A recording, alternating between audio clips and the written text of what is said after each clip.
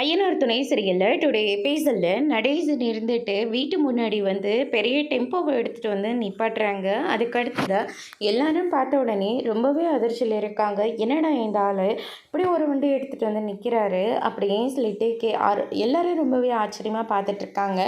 அதுக்கடுத்ததாக ஐயனார் அப்பா அப்படின்னு சொல்லிட்டு வண்டிக்கு சுற்றி போட்டுட்டு தேங்காய் தொப்பன்னு போட்டு உடைக்கிறாங்க.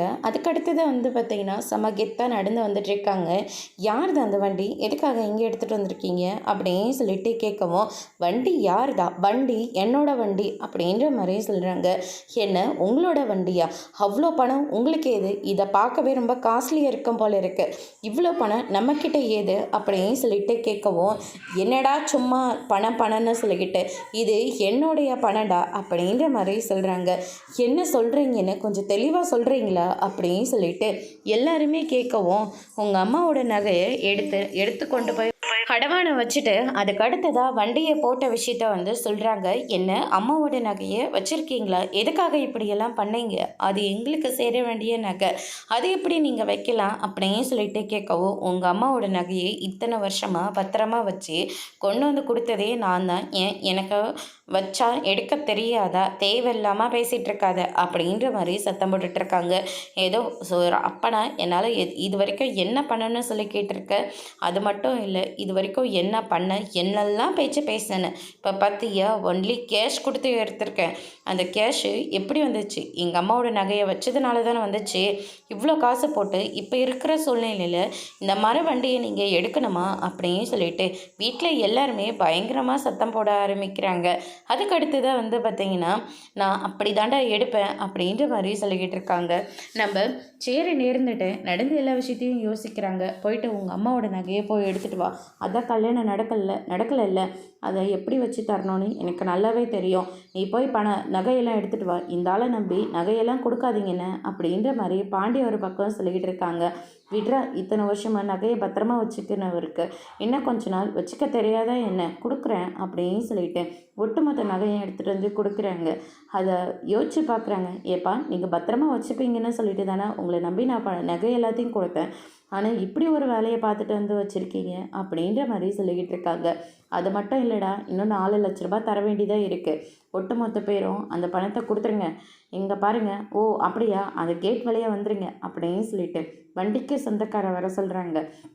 இவங்க தான் நான் பெற்ற 4 பிள்ளைங்களும், இவங்க மீதி இருக்கிற 4 லட்சத்தை கொடுத்துருவாங்க அப்படின்ற மாதிரி சொல்லிக்கிட்டு இருக்காங்க. சரின்னு இருந்துட்டு அந்த 4 லட்சத்தை எனக்கு இன்னும் 1 மாதம் டைம் கொடுங்க, புரட்டி கொடுத்துட்றேன், என்னை பற்றி உங்களுக்கே நல்லா தெரியல, என்ன பச்சரா உன்னை பற்றி எங்களுக்கு தெரியாதா, உங்களை நம்பி போகிறேன்ப்பா, ஆனால் அது வரைக்கும் ஆசி புக்கு எல்லாம் எங்ககிட்ட இருக்கட்டும், எப்போ கடனை கட்டி அழைக்கிறீங்களோ அப்போ அந்த புக்கெல்லாம் தந்துடுவோம், அது வரைக்கும் இந்த தமிழ்நாட்டுக்குள்ளேயே இந்த ஏரியாக்குள்ளேயே வண்டியை ஓட்டிக்கோங்க அப்படின்ற மாதிரி சொல்லிடுறாங்க.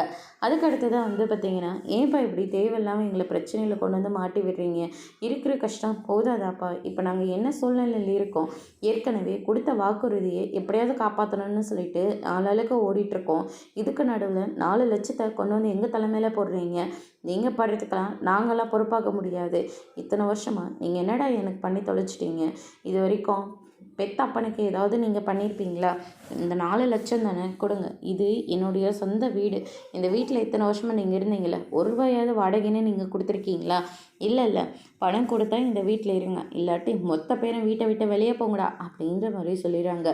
நிலா இருந்துட்டு, என்ன அங்கிள் இப்போ என்ன சூழ்நிலையில் இருக்கும், என்ன புரிஞ்சுக்காமல் இப்படி ஒரு வேலையை பண்ணி வச்சுருக்கீங்க, எல்லாத்தையும் தெரிஞ்சுதாம்மா பண்ணியிருக்கேன் அப்படின்ற மாதிரி சொல்லிடுறாங்க.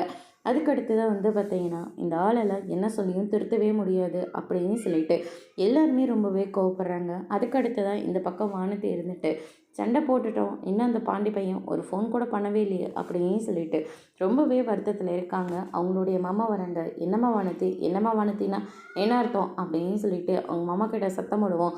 என்னப்பா இவ இப்படியெல்லாம் பேசிக்கிட்டு இருக்கா, கல்யாணம் பண்ணி வைன்னு ஒரே பிடிவாதமாக இருக்கா, எங்களுக்கே என்ன பண்ணுறதுன்னு தெரியல, இவளை கூட வச்சுருக்கிற போது வயிற்றில் நெருப்பை கட்டிக்கிட்டு இருக்கிற மாதிரி இருக்குது, எந்த நேரத்தில் என்ன பண்ணுவானே தெரிய மாட்டேங்குது, தயவு செஞ்சு இவளுக்கு ஒரு நல்ல மாப்பிள்ளையை பார்த்து கல்யாணம் பண்ணி வச்சுருங்க அப்படின்ற மாதிரி சொல்லிடுறாங்க.